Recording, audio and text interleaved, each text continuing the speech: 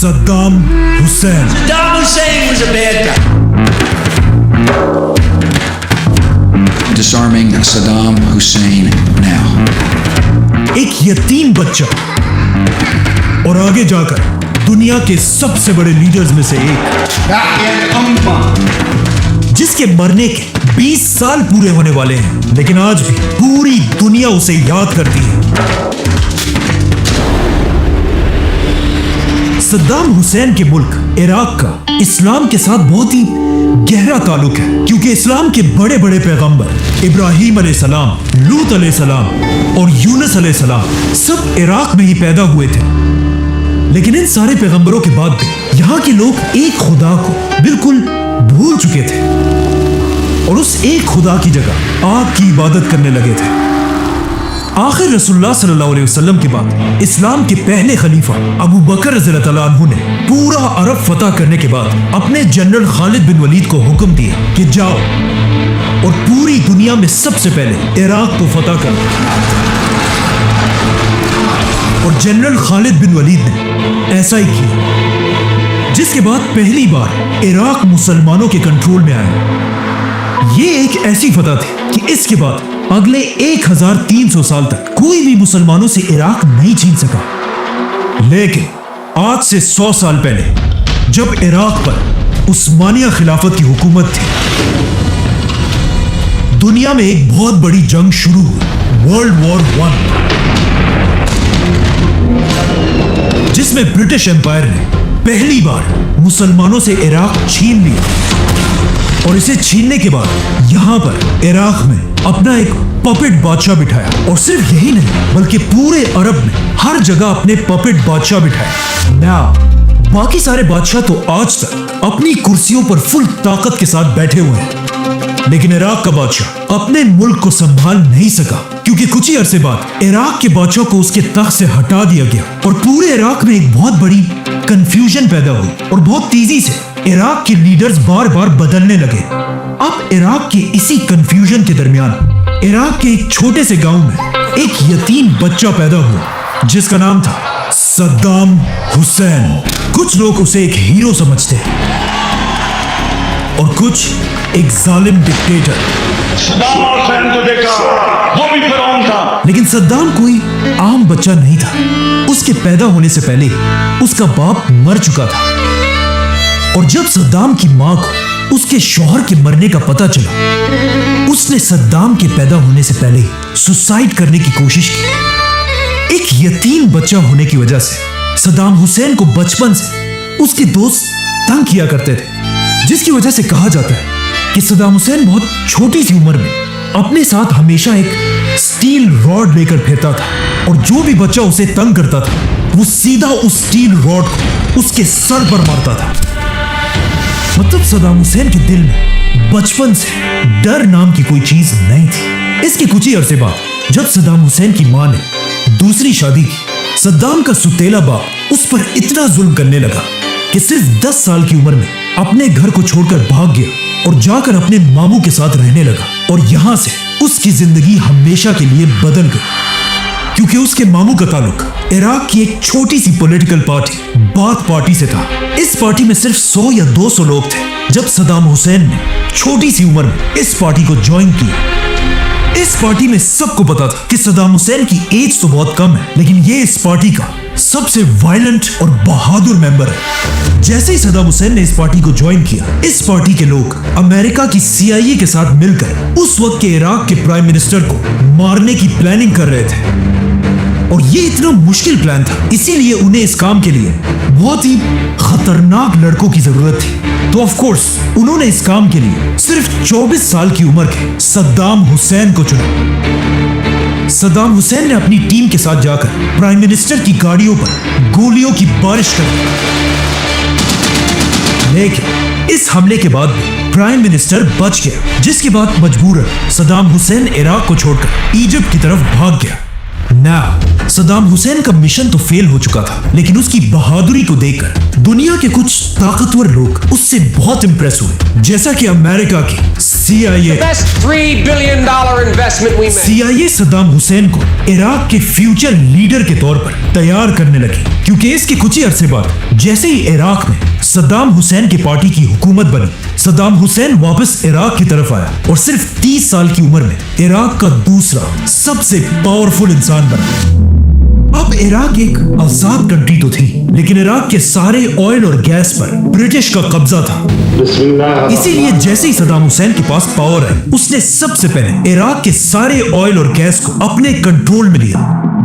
और यहां से सद्दाम हुसैन इराक के लोगों के लिए एक हीरो बनने लगा, क्योंकि जैसे ही उसने इराक की ऑयल को अपने कंट्रोल में लिया, अचानक एक बार फिर 1973 में इजराइल और अरब की एक बहुत बड़ी जंग शुरू हुई।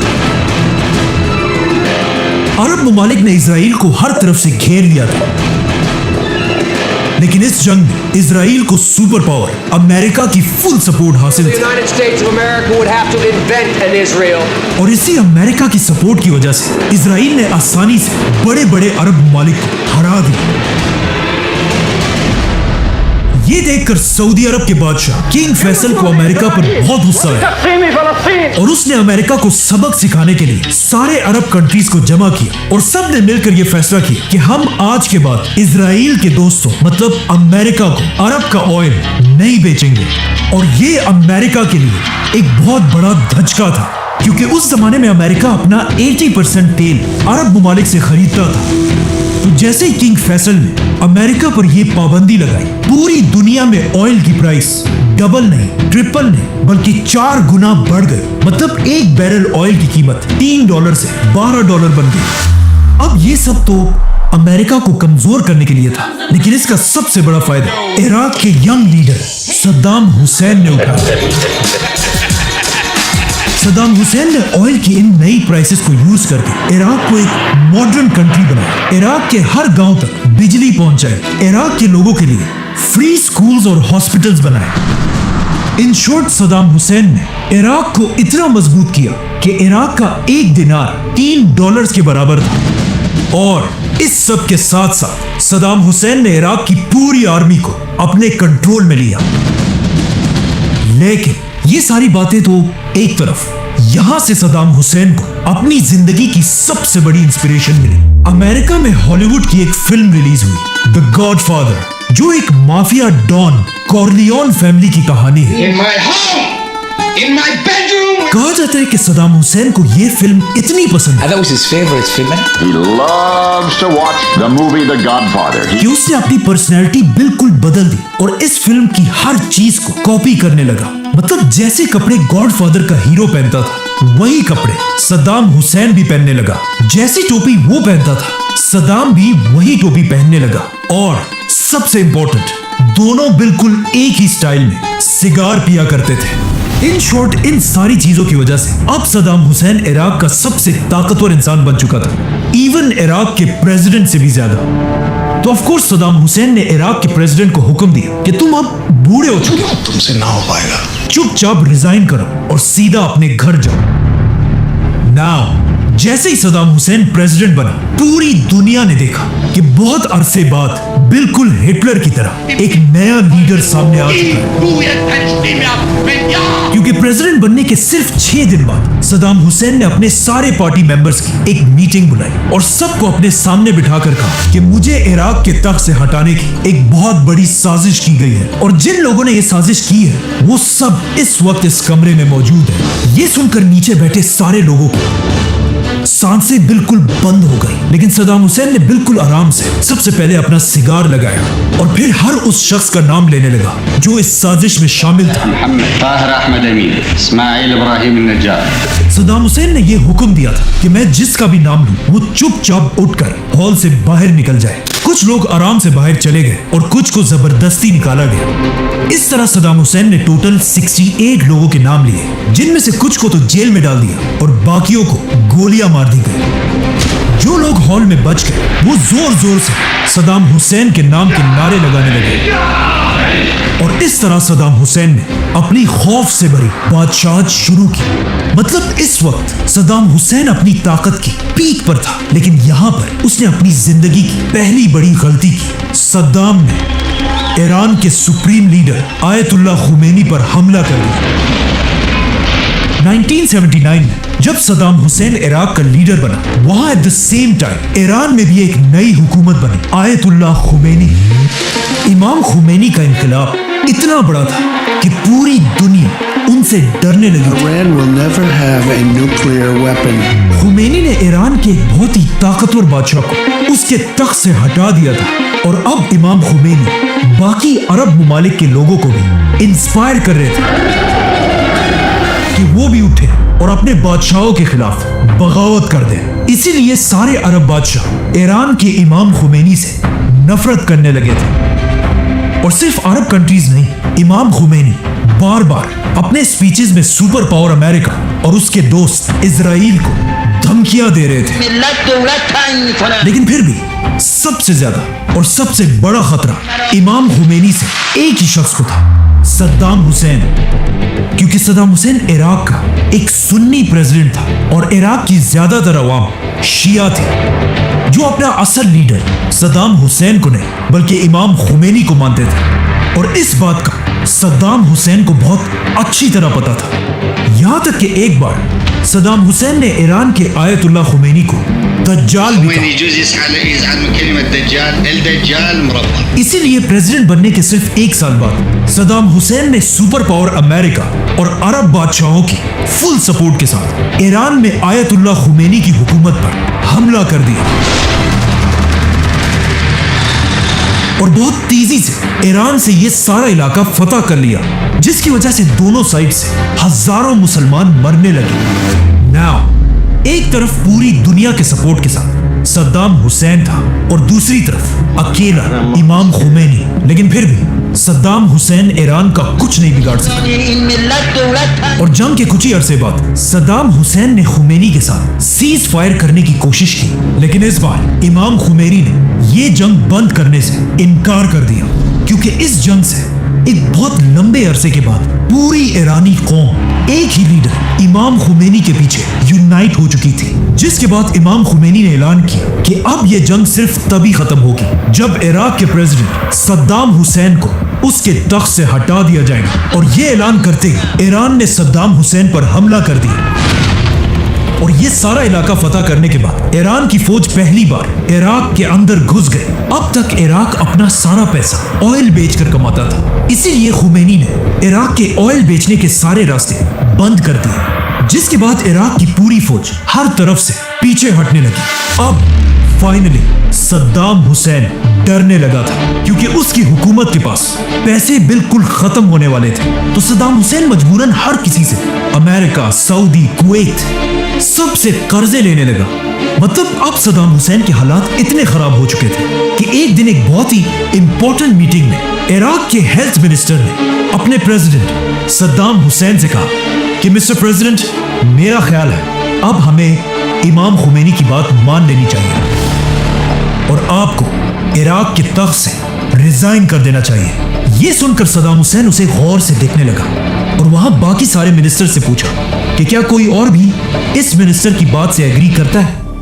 तो ऑफ कोर्स सद्दाम के खौफ की वजह से किसी ने भी अपना हाथ नहीं उठाया, जिसके बाद सद्दाम हुसैन अपने इस मिनिस्टर को घसीटकर साथ वाले कमरे में लेकर गया और वहां अपने हाथों से इसके सर पर गोली मार दी। इसके बाद सद्दाम हुसैन गुस्से से बिल्कुल पागल हो चुका था, यहां तक कि उसने अपने ही कंट्री के बागी लोगों पर केमिकल वेपन से हमला किया।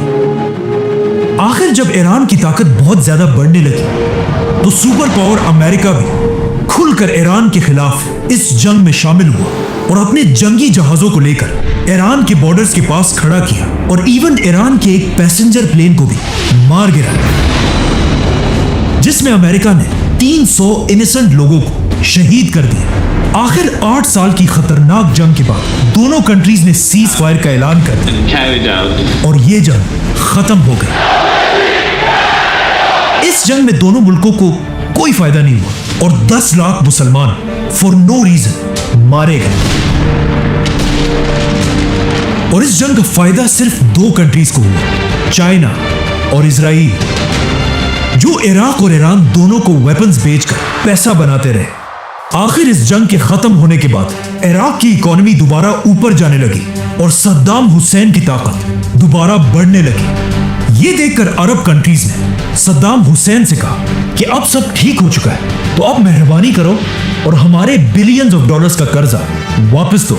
जिस पर सद्दाम हुसैन ने कहा कि कौन से पैसे? ईरान के आयतुल्लाह खुमैनी के साथ ये जंग तो मैंने तुम लोगों के कहने पर की थी, और अब तुम सब मुझसे पैसे मांग रहे हो। निकलो यहां से, 1 रुपया भी मैं किसी को नहीं दूंगा। अभी तक पूरा अरब सद्दाम हुसैन के साथ खड़ा था, लेकिन अब सद्दाम हुसैन की ये बदमाशी देखकर अरब के बादशाह उसके खिलाफ होने लगे, और स्पेशली कुवैत का बादशाह। कुवैत इराक के बॉर्डर के पास एक बहुत ही छोटी कंट्री, लेकिन ये छोटा सा मुल्क दुनिया के सबसे बड़े ऑयल कंट्रीज में से है। इसीलिए जैसे ही सद्दाम हुसैन ने कुवैत को उसका कर्जा वापस देने से इनकार कर दिया, कुवैत ने जानबूझकर सद्दाम को कमजोर करने के लिए अपने ऑयल की सप्लाई बढ़ा दी, जिससे पूरी दुनिया में ऑयल की प्राइसेस नीचे आने लगी। और ये इराक की इकोनॉमी के लिए एक बहुत बड़ा धचका था, जिससे सद्दाम हुसैन को बहुत गुस्सा आया और उसने सोचा कि इस छोटे से मुल्क कुवैत की क्या औकात है कि ये मुझे सद्दाम हुसैन को आंखें दिखाए। इसीलिए 1990 में अचानक रात के 2 बजे सद्दाम हुसैन ने अपनी पूरी ताकत के साथ कुवैत पर हमला कर दिया। कुवैत का साइज इराक से 25 गुना छोटा था, इसीलिए सिर्फ 2 दिनों में सद्दाम हुसैन ने पूरे कुवैत पर कब्जा कर लिया। ये देखकर कुवैत का बादशाह और पूरी रॉयल फैमिली कुवैत को छोड़कर भाग गए, सिवाय एक शहजादे के। कुवैत के बादशाह का भाई शहजादा फहद, जो इराक के हमले के बाद भी बहादुरी से अपने महल में बैठा रहा, लेकिन जैसे ये शहजादा इराक की फौज के हाथ में आया, उन्होंने पहले इसके सर में गोली मारी और फिर इसकी डेड बॉडी के ऊपर अपने टैंक्स चढ़ाए। इसके बाद सद्दाम हुसैन का खौफ पूरे अरब में फैल गया, और कुवैत जैसे रिच कंट्री को अपना एक सूबा बनाने के बाद सद्दाम हुसैन इराक बल्कि पूरी अरब दुनिया का सबसे पावरफुल लीडर बना। लेकिन कुवैत पर हमला करना सद्दाम हुसैन की जिंदगी की सबसे बड़ी गलती थी, क्योंकि हमला करने से पहले सद्दाम हुसैन ने अमेरिका के साथ एक मीटिंग की,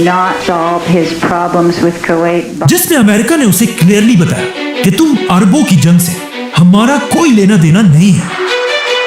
लेकिन ये एक बहुत बड़ा झूठ था। अमेरिका बस सद्दाम को अपने ट्रैप में फंसाना चाहता था। इसलिए नहीं कि अमेरिका को कुवैतियों की कोई परवाह थी, बल्कि इसलिए कि अमेरिका चाहता था कि सद्दाम हुसैन को एक बहाना बनाकर वो हमेशा के लिए अरब दुनिया की तरफ अपनी आर्मी भेजे और वहां पर अपने बेसेस बनाए। और बिल्कुल ऐसा ही हुआ। अमेरिका बहुत ही चालाकी से बाकी अरब कंट्रीज को सद्दाम हुसैन की ताकत से डराने लगा, और इवन अमेरिका ने सऊदी बादशाह को इराक के फेक टैंकों की तस्वीरें भी दिखाई कि अगर सद्दाम को ना रोका गया तो उसका नेक्स्ट टारगेट सऊदी अरब होगा। तो अब अगर सद्दाम हुसैन से अपनी जान छुड़ानी है तो हमें अमेरिका की फौज को सऊदी अरब के अंदर बेसिस देने ही होंगे। जिसके बाद ऑफ कोर्स सऊदी बादशाह ने अमेरिका को बेसिस दे दिए, लेकिन सऊदी अरब की आवाम इस सब से बिल्कुल भी खुश नहीं थी, स्पेशली एक सऊदी उसामा बिन लादेन। लेकिन अब अमेरिका सीधा सद्दाम हुसैन को धमकियां देने लगा कि अगर तुम कुवैत से पीछे नहीं हटे तो हम तुम पर हमला कर देंगे। लेकिन जब सद्दाम पीछे नहीं हटा तो अमेरिका ने अरब में अपने नए बेसिस से सद्दाम हुसैन की फौज पर हमला कर दिया, और सिर्फ 1 महीने में पूरे कुवैत को दोबारा आजाद कर दिया। लेकिन कुवैत से भागते भागते सद्दाम ने एक काम ऐसा किया जिसकी वजह से आज तक दुनिया में बहुत सारे लोग उसे एक हीरो समझते हैं। जैसे ही अमेरिका ने इराक पर हमला किया, सद्दाम हुसैन को पता था कि वो अमेरिका का तो कुछ नहीं बिगाड़ सकता, इसीलिए उसने पहली बार अपने मिसाइल्स का रुख अमेरिका के दोस्त इजराइल की तरफ किया Iraqi troops were to enter, we would act. और इजराइल के कैपिटल पर 40 मिसाइल से हमला कर दिया।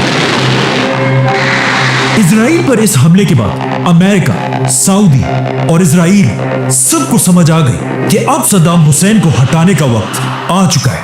तो अब जब पूरी दुनिया सद्दाम हुसैन के खिलाफ हो चुकी थी, तो सद्दाम हुसैन ने भी ये देखकर अपने आप को बिल्कुल बदल दिया। मतलब अब तक जो सद्दाम बिल्कुल एक लिबरल और सेक्युलर आदमी था, अब अपनी हर स्पीच में और हर जगह जाकर इस्लाम और मुसलमानों के हक की आवाज उठाने लगा। सद्दाम हुसैन ने इराक के हर स्कूल में कुरान पढ़ने को एक लाजमी सब्जेक्ट बनाया। वो सद्दाम हुसैन जो अब तक खुद भी शराब पीता था और बाकियों को भी पिलाता था, उसने पूरे इराक में शराब पीने पर पाबंदी लगा दी। पहली बार इराक के झंडे पर अल्लाह अकबर लिखवाया गया और इवन सद्दाम हुसैन ने अपने जिस्म से कई लीटर खून निकालकर अपने ही खून से कुरान लिखवाने का हुक्म दिया। और ये सब सद्दाम हुसैन सिर्फ इसलिए कर रहा था ताकि अब उसकी आवाम अल्लाह और इस्लाम के नाम पर उसे सुपर पावर अमेरिका से बचा सके। लेकिन अब ऐसा करना इम्पॉसिबल था, क्योंकि अमेरिका ने सद्दाम हुसैन की हुकूमत पर इतनी पाबंदियां लगाई थी कि वो एक कतरा भी तेल का किसी को नहीं बेच सकता था, जिससे उसकी इकोनॉमी बिल्कुल तबाह हो चुकी थी। यहां तक कि सद्दाम की हुकूमत में इराक के लोग खाने पीने की चीजों को भी तरसने लगे थे। और यह अमेरिका की पुरानी आदत है। अमेरिका के सैंक्शंस ऐसे ही होते हैं जिस तरह एक शेर अपने शिकार को खाने से पहले उसकी गर्दन को अपने दांतों में दबोचकर उसके मरने का इंतजार करता रहता है ताकि फिर उसे आराम से खा सके। आखिर अमेरिका के सैंक्शंस के बाद इराक के हालात इतने खराब हो गए कि यहां पर सद्दाम हुसैन को उसकी जिंदगी का सबसे बड़ा धचका मिला। अचानक एक दिन सद्दाम हुसैन के 2 बड़े जनरल्स इराक को छोड़कर फरार हो गए और कुछ ही दिनों बाद ये जनरल्स पूरी दुनिया के टीवीज के सामने आए About Iraq's weapons program. और कहा कि सद्दाम हुसैन एक बहुत ही जालिम डिक्टेटर है فاعل على رفع الحصار और सब बड़े कंट्रीज को मिलकर सद्दाम को उसके तख्त से हटाना चाहिए। और साथ ही एक बहुत ही खतरनाक बात कही कि सद्दाम का इरादा यह है कि वो इराक के लिए एटम बॉम्ब बनाए। इन जनरल्स की बातों की वजह से सद्दाम हुसैन को बहुत दुख हुआ, क्योंकि ये कोई आम जनरल्स नहीं थे, बल्कि ये दोनों जनरल्स सद्दाम की 2 बेटियों के शौहर भी थे। तो अब जब सद्दाम हुसैन के दामाद ने उसके खिलाफ ये बातें की, तो अमेरिका को उसका बहाना मिल 48 hours. कि सद्दाम को कैसे और कब हटाना है। सद्दाम हुसैन ने अपने दामादों की बगावत के बाद भी उन दोनों को एक मैसेज भेजा कि मैं तुम दोनों को माफ करने के लिए तैयार हूं, अगर तुम फौरन मेरी बेटियों को लेकर वापस इराक आओ।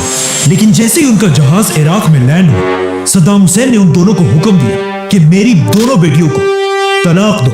और इस तलाक के कुछ ही घंटों बाद इन दोनों को मार दिया गया। जिसके बहुत अरसे बाद सद्दाम हुसैन की बेटी से इंटरव्यू लिया गया, जिसमें इंटरव्यूअर ने उससे पूछा कि आपके शौहर को किसने मारा? क्या आपके बाप सद्दाम हुसैन ने? जिस पर उसने कहा कि नहीं। لا ولد ما كانوا معنا तो इंटरव्यूअर ने दोबारा पूछा कि फिर किसने मारा? क्या आपके भाई ने मारा? तो सद्दाम की बेटी ने कहा कि हाँ, صحيح يعني رح ابعد شوية عن الحق हमारे हस्बैंड्स को हमारे भाई नहीं मारा। उसका भाई मतलब सद्दाम हुसैन का बड़ा बेटा उदय सद्दाम हुसैन, इराक का सबसे बड़ा डॉन, जो खुद को अपने बाप से भी ज्यादा पावरफुल समझता था, जिसके जुल्मों को देखकर हॉलीवुड की बड़ी बड़ी फिल्में भी बनी, जो इराक में अपने टॉर्चर, रेप और बड़ी बड़ी पार्टियों की वजह से मशहूर था। कहा जाता है इराक की हर शरीफ औरत सद्दाम के इस बेटे के सामने आने से डरती थी, जो कभी भी किसी को उठाकर किडनैप कर लेता था और कोई इसे कुछ नहीं कह सकता था, क्योंकि इराक इसके बाप का मुल्क था, जो इराक में कहीं पर भी किसी पर भी गोलियां चलाता था। सद्दाम हुसैन इन्हीं हरकतों की वजह से अपने इस बेटे से बहुत तंग था, लेकिन वो क्या करता, इसे कुछ कह भी नहीं सकता था। क्या करूं मैं इसका? क्या करूं? मार भी नहीं सकता। प्यार जो करता है मुझसे। जिसके गैराज में दुनिया की हर लग्जरी गाड़ी खड़ी थी, लेकिन सद्दाम अपने सारे गंदे काम भी अपने इसी बेटे से कराया करता था। इसीलिए अपने बेटियों के शोहरों को मारने का टास्क भी सद्दाम ने अपने इसी बेटे को दिया, जिसने जाकर उन्हें कुछ ही घंटों में मार दिया। अब सद्दाम हुसैन के दोनों दामाद मर तो गए थे, लेकिन उनकी की हुई बातें अब भी जिंदा थी। सद्दाम के केमिकल और एटम बॉम्ब। अब अमेरिका को सद्दाम हुसैन पर हमले का बहाना मिल चुका था, लेकिन वो बस दुनिया में किसी ऐसे इवेंट का इंतजार कर रहे थे जिससे वो आसानी से इराक पर हमला कर सके। और ऐसा ही नई सदी के शुरू होते ही अमेरिका के वर्ल्ड ट्रेड सेंटर पर हमला किया गया। अमेरिका के प्रेसिडेंट जॉर्ज बुश ने बहुत कोशिश की कि किसी तरह इस हमले का इल्जाम वो इराक के सद्दाम हुसैन पर लगा सके और फिर इराक पर हमला करके अमेरिका वहां की पूरी ऑयल पर कब्जा कर ले। लेकिन बहुत कोशिश करने के बाद भी जब उसे कोई सबूत नहीं मिला, तो उसने मजबूरन इराक को छोड़कर अफगानिस्तान पर हमला कर दिया। लेकिन अब मसला यह था कि अफगानिस्तान अमेरिका से हजारों किलोमीटर दूर है और अमेरिका को अपने टैंक्स, जहाज और ट्रक्स इतने दूर भेजने के लिए एक बार फिर बहुत ज्यादा ऑयल की जरूरत थी। इसीलिए अफगानिस्तान पर हमले के कुछ ही अरसे बाद अमेरिका एक बार फिर इराक के सद्दाम हुसैन पर झूठे इल्जाम लगाने लगा। अमेरिका सद्दाम हुसैन के उसी दामाद का इंटरव्यू बार बार चलाने लगा, जिसमें उसने क्लियरली कहा था कि सद्दाम हुसैन के पास केमिकल और एटम बॉम्ब है। लेकिन ये सब बिल्कुल झूठ था, क्योंकि जब यूएन ने इन बॉम्ब्स को ढूंढने के लिए अपनी टीम इराक की तरफ भेजी, तो उन्हें पूरे इराक में ऐसा कोई भी बॉम्ब नहीं मिला। लेकिन फिर भी अमेरिका अपने झूठ से पीछे नहीं हट रहा था। तो अब अमेरिका जैसे सुपर पावर को रोकने के लिए दुनिया के आम लोग सड़कों पर आए। दुनिया की 600 सिटीज में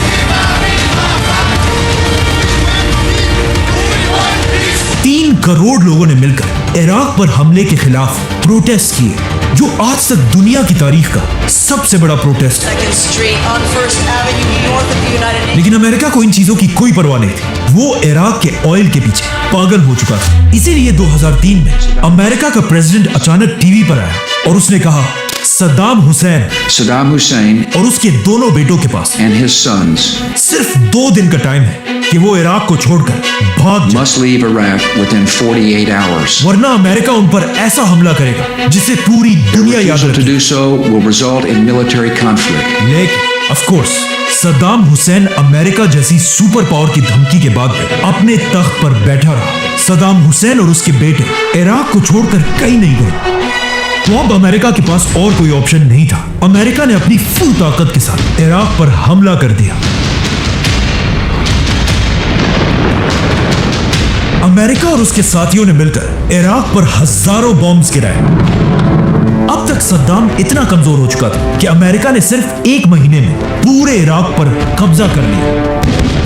ये देखकर ऑफ कोर्स सद्दाम हुसैन और उसके दोनों बेटे अमेरिका की फौज से भागकर अलग अलग जगहों पर छुप गए, जिसके बाद अमेरिका की फौज हर तरफ इन बाप बेटों को ढूंढने लगी और पूरे इराक में ऐलान किया कि सद्दाम के बेटों की सर की कीमत $15 मिलियन है और बाप के सर की कीमत $25 मिलियन। अब सद्दाम हुसैन को ढूंढना तो बहुत मुश्किल था, लेकिन उसके दोनों बेटे एक साथ अपने एक बहुत ही करीबी दोस्त के घर छुप कर बैठे थे, जहां कहा जाता है कि ये दोनों भाई कई दिन तक सारा दिन वीडियो गेम्स खेला करते थे। लेकिन जैसे ही अमेरिका ने इन दोनों की सर की कीमत $15 मिलियन रखी, इनका ट्रस्टेड दोस्त भी इन पैसों के लालच में आया और अपनी दोस्ती को भूल गया। दोस्त ना रहा। उसने सद्दाम हुसैन के बेटों को कहा, मुझे एक बहुत जरूरी काम से कहीं जाना है। ये दोस्त सीधा अमेरिका की CIA के पास गए और उन्हें कहा कि मेरे पास सद्दाम के दोनों बेटे हैं। ये सुनते ही अमेरिका ने उसे $30 मिलियन का इनाम दिया, जो आज 13 अरब रुपए बनते हैं, मतलब 1300 करोड़ रुपए। अमेरिका ने ये सारे पैसे उस दोस्त को दिए और जाकर सद्दाम के दोनों बेटों के घर को हर तरफ से घेर लिया।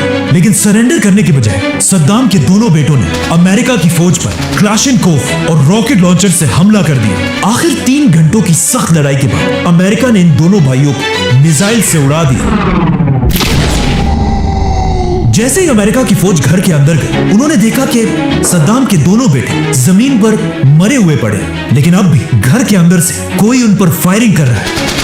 जब उन्होंने गौर से देखा तो उन्हें पता चला कि ये तो एक छोटा सा बच्चा है जो उन पर फायरिंग कर रहा है। ये छोटा सा बच्चा कोई और नहीं बल्कि सद्दाम का पोता मुस्तफा सद्दाम हुसैन था, जो इतनी छोटी सी एज में भी अमेरिकन के सामने सरेंडर करने को तैयार नहीं था। जिसके बाद अमेरिका ने इस बच्चे पर भी फायरिंग करके उसे मार दिया। अब जब ये खबर उनके बाप सद्दाम हुसैन तक पहुंची और उन्हें बताया गया कि आपके दोनों बेटों को मार दिया गया, तो उसने सबसे पहले पूछा कि क्या मेरे बेटों ने सरेंडर किया या अमेरिकन के साथ लड़कर शहीद हुए। तो उन्हें बताया गया कि आपके दोनों बेटे अपने खून के आखिरी कतरे तक अमेरिका की फौज के साथ लड़ते रहे।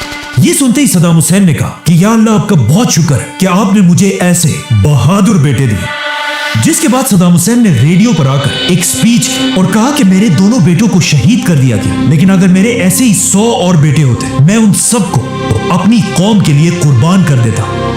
आखिर कई महीनों तक सद्दाम हुसैन को ढूंढने के बाद अमेरिका को इस बात का पता चला कि सद्दाम हुसैन एक खास मछली मसगूफ बहुत ही शौक से खाता है, और इसी मछली की खबर को फॉलो करते करते सद्दाम हुसैन का पुराना दोस्त अमेरिका की फौज को उसके घर तक लेकर आया, जो एक बहुत ही खराब और टूटी हुई झोंपड़ी थी। लेकिन इस झोंपड़ी के अंदर भी अमेरिकन को कोई नहीं मिला। जैसे ही अमेरिका की फौज इसे एक झूठी खबर समझकर वापस जाने वाली थी, उस शख्स ने, सद्दाम के दोस्त ने, अपने पांव से एक रस्सी की तरफ इशारा किया और कहा, इसे खींचो। इस रस्सी का पीछा करते करते अमेरिका की फौज एक जमीन में एक सुरंग तक पहुंची। अमेरिका का एक फौजी जैसे ही इस सुरंग में अपना ग्रेनेड फेंकने वाला था, अचानक उस सुराख के अंदर से एक लंबी दाढ़ी वाला शख्स निकला और कहा, मैं हूं इराक का प्रेसिडेंट सद्दाम हुसैन और मैं सरेंडर करने के लिए तैयार हूं। दुनिया के सबसे महंगे पैलेसेस और लग्जरी गाड़ियों में फिरने वाला सद्दाम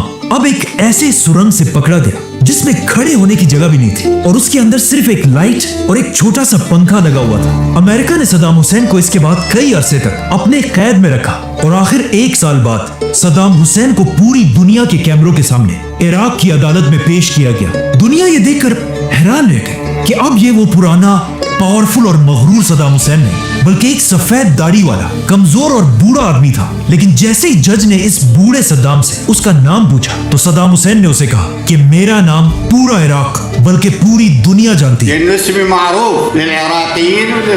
मुझे तुम्हें बताने की जरूरत नहीं। मतलब अब सब कुछ खोने के बाद भी सद्दाम अपना सर झुकाने के लिए तैयार नहीं था। सद्दाम बार बार उन जजेस से कहता था कि तुम लोग कोई जज वज नहीं हो, बल्कि सिर्फ अमेरिका के एजेंट्स हो, और उनका मजाक उड़ाने के लिए बार बार अदालत में उन पर हंसता रहता था, और कभी पूरे केस को रोककर सबको नमाज पढ़ने का कहता था, और कभी पूरी अदालत का ही बॉयकॉट कर देता था। आखिर सद्दाम हुसैन अपनी इन केसेस की वजह से दोबारा एक हीरो बनने लगा था। इसीलिए 2006 में फाइनली अदालत ने सद्दाम हुसैन को मौत की सजा सुनाई। नाउ अपनी मौत की सजा सुनते ही सद्दाम हुसैन रोने धोने के बजाय जोर जोर से इजराइल और अमेरिका के खिलाफ नारे लगाने लगा, और उसने बार बार फलस्तीन और मुसलमानों के हक के लिए भी नारे लगाए। सद्दाम हुसैन की जिंदगी की आखिरी ख्वाहिश ये थी कि मुझे एक सोल्जर की तरह एक गन से शूट कर दिया जाए, लेकिन उसकी ये डिमांड रिजेक्ट कर दी गई, और उसके कुछ ही दिनों बाद उसे पूरी दुनिया के सामने फांसी दे दी गई, जिसकी वीडियो आज तक YouTube पर पड़ी हुई है, लेकिन उसे यहां नहीं दिखा सकते। सद्दाम को हटाने के बाद अमेरिका का ख्याल था कि इराक अब एक बहुत ही पीसफुल कंट्री बन जाएगी, लेकिन ऐसा बिल्कुल भी नहीं हुआ, क्योंकि सद्दाम को हटाने के बाद अमेरिका ने कुछ बहुत बड़ी बड़ी गलतियां की। अमेरिका की फौज ने इराक में लाखों लोगों को मारा, इराक में शिया सुन्नी जंग दोबारा शुरू की, और सबसे बड़ी गलती यह थी कि उन्होंने सद्दाम हुसैन की पूरी फौज को उनकी जॉब से हटाकर घर जाने का हुक्म दिया, जिसकी वजह से एक ही रात में लाखों लोगों की फौज जिनके पास गन्स, वेपन्स, सब कुछ था, जॉबलेस हो गए और इराक में अपनी मर्जी की एक नई फौज बनाने लगे। ये देखकर सद्दाम की लाखों की फौज और उनके जनरल्स में गुस्सा दोबारा बढ़ने लगा, और वो इराक में हर जगह जमा होकर एक नई, इससे भी बड़ी बगावत की प्लानिंग करने लगे, जिसको आगे जाकर नाम मिला قد من الله تبارك وتعالى अमेरिका के हमले के बाद इराक के हालात इतने खराब हुए कि इराकी अमेरिकन से नफरत करने लगे। यहाँ तक कि जब अमेरिका के प्रेसिडेंट जॉर्ज बुश ने पहली बार इराक विजिट किया तो उनके सर पर लाइव जूते भी मारे गए।